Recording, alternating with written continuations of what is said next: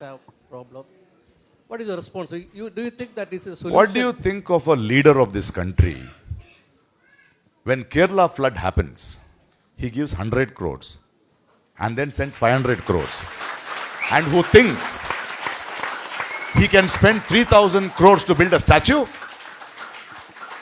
What an insensitive leader do we have? What an insensitive leader do we have? You should raise that question. Do you know that? I mean, it is open. Megalomaniac, an ego-centered idiot fellow. He can't do this. He can't do this to this country. When there are no jobs in this country, when the agrarian crisis is happening in this country, this cannot be done. And it is our money.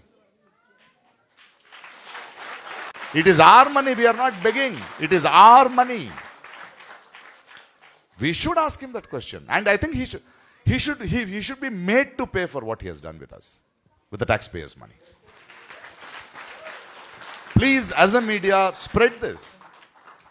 Isn't it? 3,000 crores, sir. And a state which needs 20,000 crores to stand on its feet, which will take decades to stand on its feet, is been given 500 crores.